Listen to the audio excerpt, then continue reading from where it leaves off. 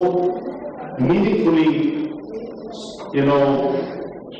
responded to the air and the sky fight on the night between 6th and 7th of May by downing 6 jet fighters of India, including 4 Rafales, 1 Su-30 and 1 MiG.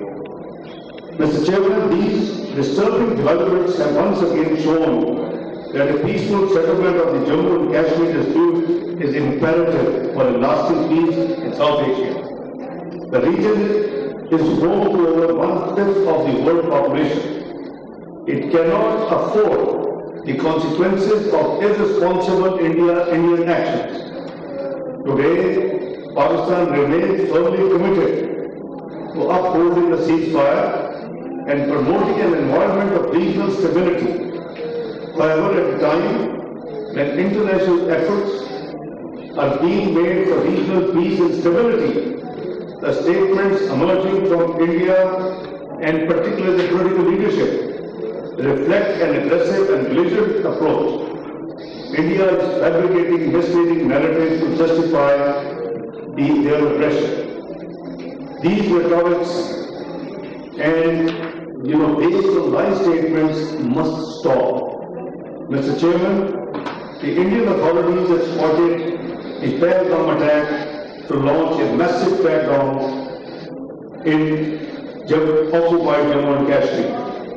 There are reports that over 2,800 Kashmiri leaders and people were arrested or questioned in the immediate aftermath of the attack.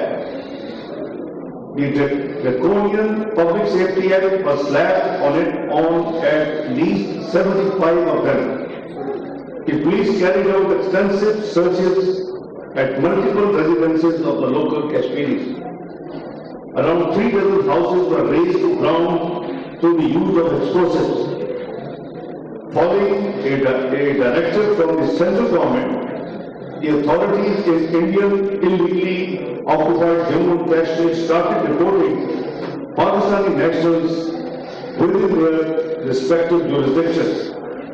It is reported that around 100 Pakistani nationals, mostly women, are identified for deportation. The directive inter alia resulted in split of families and children being separated from their mothers. There were reports of clashes with the Kashmiri students studying in India. In the first 6 days after the Pahalgam attack, at least 17 incidents of intimidation or violence against Kashmiri students were reported in different Indian states. Mr. Chairman, the extremist elements in India spread anti-Kashmiri narratives in India with Islamophobic undertones.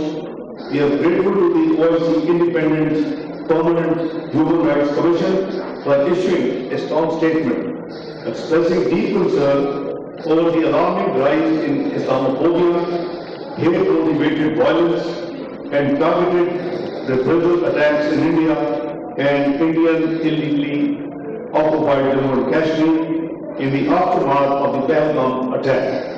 Ladies and gentlemen, in the last 78 years, India has tried different methods to consolidate its occupation of the large parts of Jammu and Kashmir. However, an intensified campaign to Indianize Kashmir and transform its people into a disempowered community has been in full swing since 5th of August 2019. Mr. Chairman, in the last 6 years, the Indian authorities have taken a series of legislative, judicial and administrative steps aimed at altering the demographic structure and political landscape of occupied Jammu and Kashmir. To crush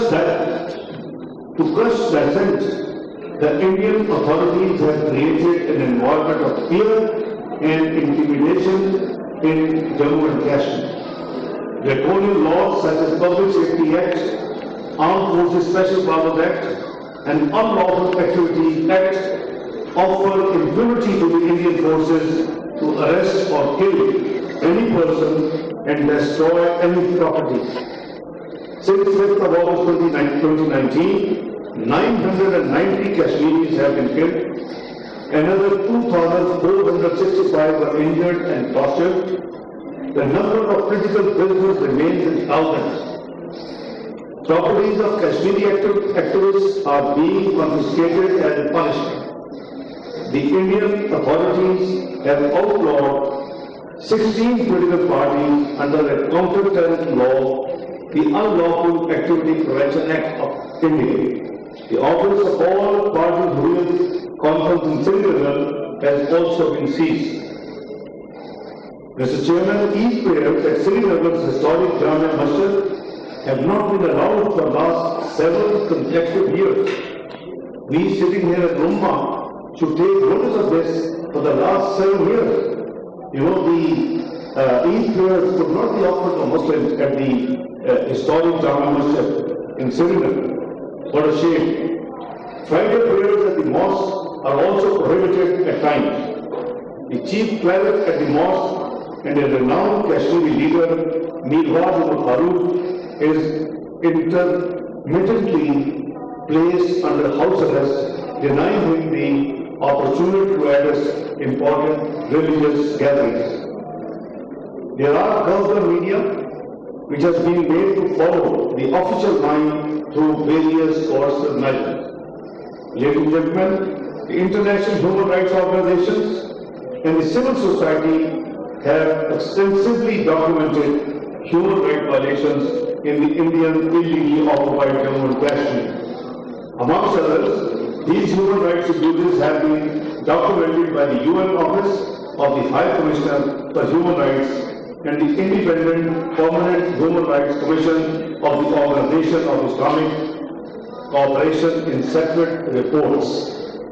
A number of UN special procedures have also expressed concerns about different facets of this dismal situation.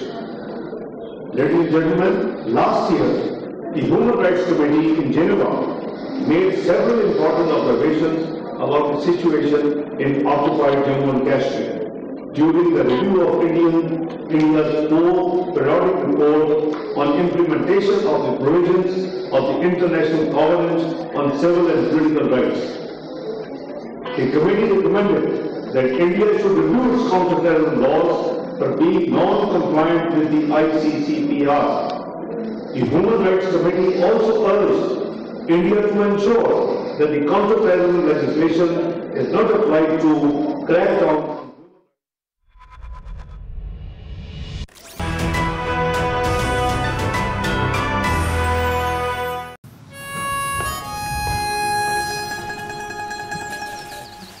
Wow, this is perfect. हाँ, है तो बहुत अच्छा, but इतनी जल्दी conclusions पे मत आ जाया करो। कुछ है इसमें। It's so new, so rich.